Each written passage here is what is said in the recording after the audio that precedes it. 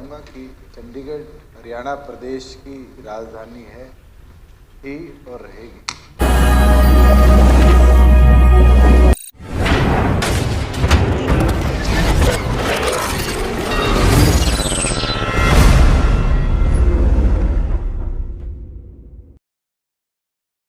मंत्री ने पंजाब विधानसभा द्वारा पारित एक रेजोल्यूशन के उपरांत रखा है, मैं उसका पूरी तौर पर समर्थन रखता हूं और इतना ही कहना चाहूँगा कि चंडीगढ़ हरियाणा प्रदेश की राजधानी है ही और रहेगी। और हरियाणा अपने क्षेत्र को जिस तरीके से पूर्व में अलग कमीशंस ट्रीटीज के माध्यम से हरियाणा के क्षेत्रफल के बारे में चर्चा करी गई थी, उसको भी केंद्र के साथ मजबूती से आगे ले जाने का काम करें। अध्यक्ष महोदय, शाह कमीशन जो 1966 23 अप्रैल को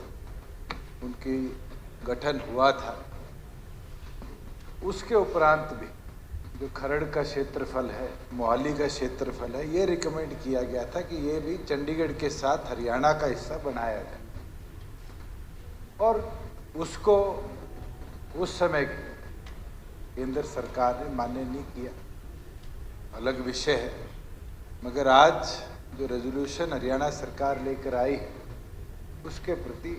हम केंद्र से भी इसके ऊपर गंभीरता के साथ चर्चा करेंगे कि उस कमीशन की रिपोर्ट को भी केंद्र जरूर विचाराधीन लाकर उसके ऊपर कदम उठाने का काम करे। मैं तो इतना कहना चाहूँगा कि जहाँ हमारा हिस्सेदारी 60-40 की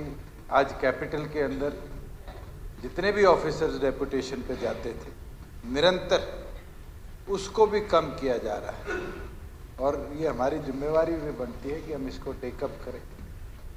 कि वापस हमारी हिस्सेदारी के अंदर जितने ऑफिसर डिप्यूटेड थे उस नंबर्स को इसी प्रकार से यूनियन टेरिटरी जो हमारी राजधानी भी है, इसके अंदर स्टेबलाइज किया जाए। बीबीएमबी के अंदर जिस प्रकार से केंद्र ने पिछले दिनों एक बदलाव लाने का काम किया, उसके अंदर हरियाणा सरकार गंभीर है और हम अपने अधिकार को पूरी तौर पर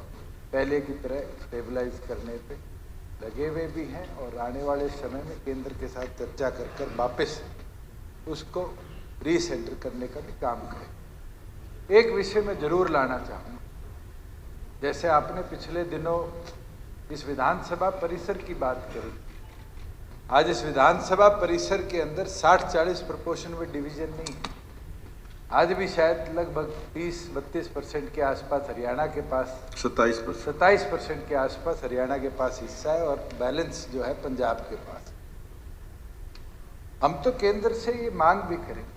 और आपने भी इसको रखा है कि हमें जमीन दी जाए कि हम अपना विधानसभा परिसर पूरी तौर पर इंडिपेंडेंट बनाए। उसी प्रकार से माननीय मुख्यमंत्री ने भी रेजोल्यूशन में रखा है कि आज हमारा जो हाई कोर्ट है, इसका गठन तो बहुत पहले हुआ, डिवीजन के बाद इसकी प्रपोर्शन रखी हुई थी 2/3 पंजाब के हिस्से में और 1/3 हरियाणा के हिस्से, और बड़ी लंबी जद्दोजहद के बाद इसको रिवाइज किया गया और स्टेट प्रपोर्शन डिवीजन के हिसाब से 40% हरियाणा की हिस्सेदारी रखी गई और 60% पंजाब को दिया। पर माननीय अध्यक्ष महोदय, आज देखने की चीज़ है कि उस हाई कोर्ट के अंदर भी इतनी पैरिटी है कि आज टॉप 14 जजेस उठाकर देखें तो पहले 13 जजेस या तो पंजाब के हैं या फिर दूसरे प्रांतों से आए हुए। 14वें नंबर पर जो जज है वो हमारे प्रदेश से आए।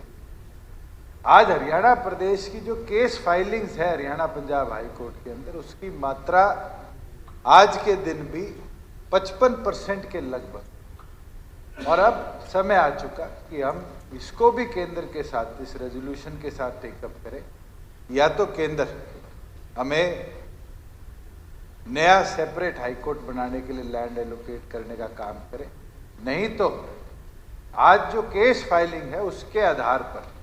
हरियाणा और पंजाब हाई कोर्ट के अंदर हरियाणा की हिस्सेदारी कम से कम 50% रखने का काम करे, जिससे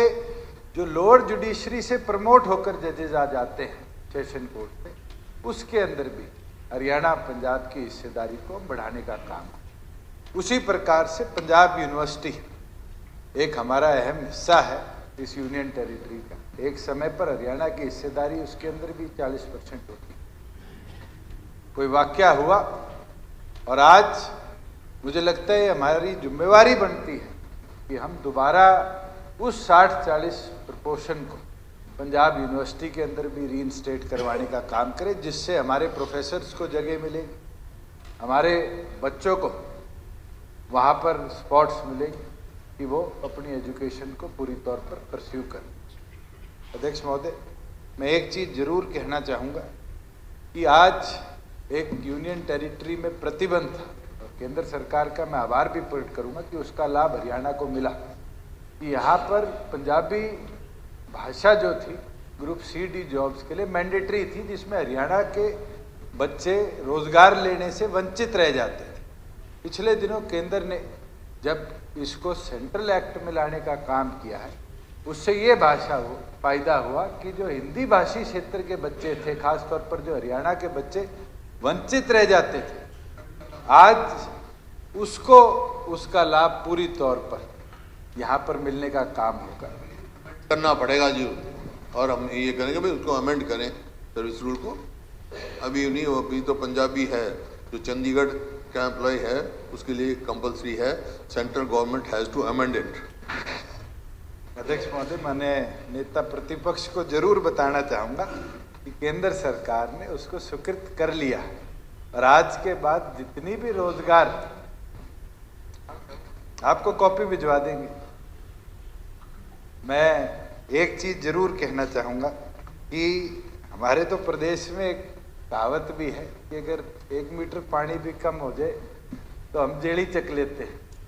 और आज तो ये बात हमारी राजधानी की कर रहे हैं। और हमारी प्राथमिकता है जिस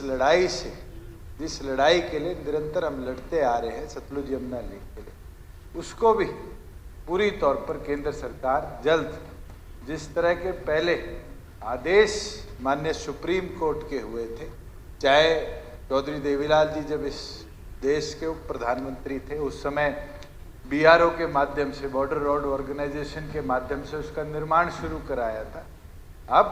केंद्र सरकार सुप्रीम कोर्ट के और प्रेसिडेंशियल रेफरेंस के जो आदेश है उसके अनुसार इसका भी काम जल्द से जल्द शुरू कराकर, जो पंजाब ने जो 3000 कुछ एकड़ जमीन अपने एक्ट के माध्यम से वापस देने का काम किया था, उसको दोबारा टेकअप करके उसकी कंस्ट्रक्शन को भी आगे ले जाने का काम करें। मैं